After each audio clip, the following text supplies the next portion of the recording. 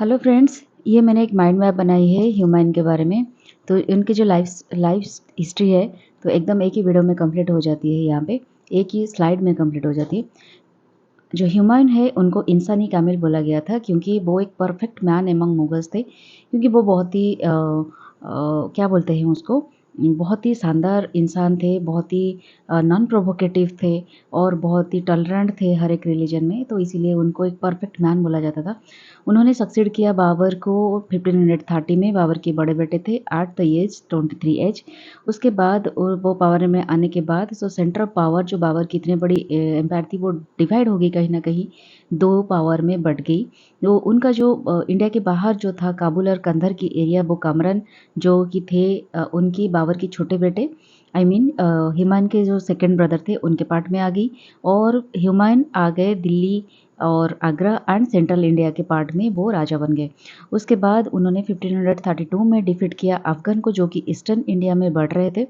और वहाँ पे दादरा नामक एक जगह पे वो उनको परास्त किया और चुनार फोर्ट को बेसिस्ट किया, जो कि शेर खान के पार्ट में था। तो उसके बाद उन्होंने क्या किया, वेस्टर्न में भी उनकी कहीं ना कहीं बहादुर शाह से पंगाल चल रही थी। तो उसी वजह से बहादुर शाह उनकी उनकी ताकत बढ़ रही थी और वो आगे बढ़ रहे थे। इसकी वजह से वो ईस्टर्न में कुछ एग्रीमेंट करते हुए, कुछ शेर खान की एग्रीमेंट्स को एक्सेप्ट करते हुए उन्होंने बहादुर शाह को पुश बैक किया वेस्टर्न में आके। और उसके बाद जब देखा कि उस वेस्टर्न में और ईस्टर्न में सब कुछ सही हो रहा है, तो वो अपने वैल्यूएबल टाइम यहाँ पे नष्ट करने लगे विथ फीस्ट एंड फेस्टिवल्स। और ओपियम के एडिक्शन में भी वो आ गए। उसके बाद क्या हुआ, इसका फ़ायदा उठाते हुए बहादुर शाह और शेर खान ने अपने अपने जगह पे ईस्टर्न में and western part of India में अपने अपने एनर्जी को, आर्मी को स्ट्रांग करते हुए नजर आए। उसके बाद जब हुमायूं को ये सारी चीज़ों के बारे में पता चला, तो बहादुर शाह क्या कर रहे थे, तातर खान नाम का एक रूलर थे जो कि इब्राहिम लोदी के कजिन थे, और उनको सपोर्ट करते हुए, उकसाते हुए सपोर्ट कर रहे थे आर्मी देकर और डिफरेंट टाइप के आर्म मटेरियल सप्लाई करके उनको भड़काया। और हुमायूं के एग्नेस्ट युद्ध करने के लिए भी उन्होंने प्रोवोक किया। तो जब हुमायूं को इस बारे में पता चला, आगरा को उन्होंने, तातर खान ने आगरा को इन्वर्ट करने की कोशिश की अपने 40,000 सोल्जर्स के साथ। तब हुमायूं ने अपने सोल्जर्स के साथ उनको परास्त किया और वहाँ पे मार दिया। और इसका इम्पैक्ट बहादुर शाह के ऊपर कहीं ना कहीं पड़ा। और बहादुर शाह इतना बड़ा मुगल की इतने बड़ी फोर्सेस को फेस नहीं कर पाई, जिस वजह से उन्होंने भागना शुरू कर दिया। और उनको हुमायूं भगाते भगाते बहुत दूर तक भगाते ले गए, बहुत सारी जगह भागते हुए फाइनली वो काठियावाड़ तक भागते रहे। और उससे क्या हुआ, हुमायूं को बहुत सारे रिचेस्ट प्रोविंसेस मिल गई, जैसे मालवा, गुजरात, मांडू, चंपानेर। और ये सब से एरिया से बहुत सारे ट्रेजर वो लेकर अपने आर्मी को स्ट्रांग करते हुए नजर आए।